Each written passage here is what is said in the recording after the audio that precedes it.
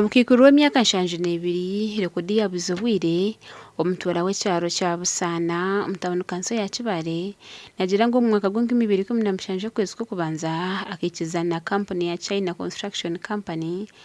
ngo bakozese ekicweka cy'itaka lyahikaye rero bamuhereza enju ehwire hamwe n'emitwaro 5 buri kwezi konko mu mwaka gw'2022 bakafurika batine kibamuhire cyona basobola okunyamba munzirukirire mu nyambe ndi mukazi mukadde obu sente bwange buno nange nabukola mu budde bwange bwe nali nkyayinawo ku mwanyi naye kati munda bamaanyi gagenda ganzigwa saagala nze kalubiriza muntu yenna nga nyamba nga ate nina ebintu byange byandisobodde okunyamba nsaba mu nyambe naddala mu abawaggulu eyo pulezidenti oba osobola okuyingira mu nsonga eno yayongera yagira ngo enshonga ze akazitwara mu koti ya Kibale abachina baenda kumuhereza miliyoni 10 zonka omwanya gwo kumuhereza miliyoni 120 naye mu kukola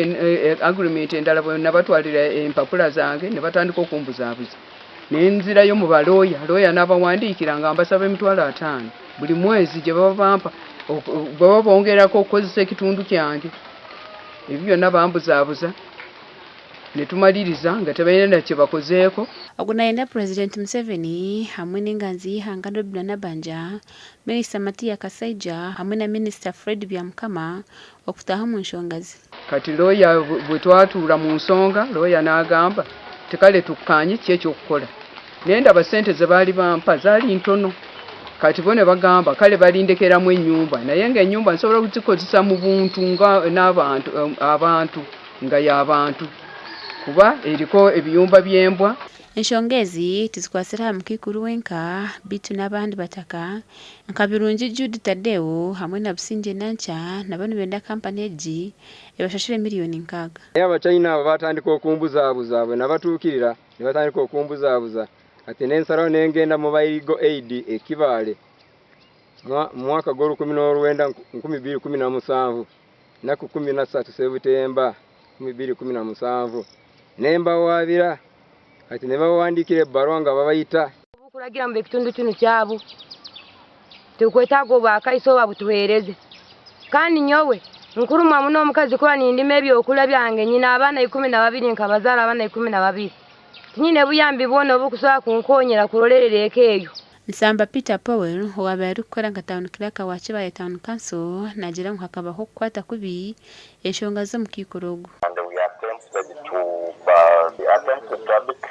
when I even went to court to testify on her behalf, but the court processes were mismanaged. I'm aware of that case.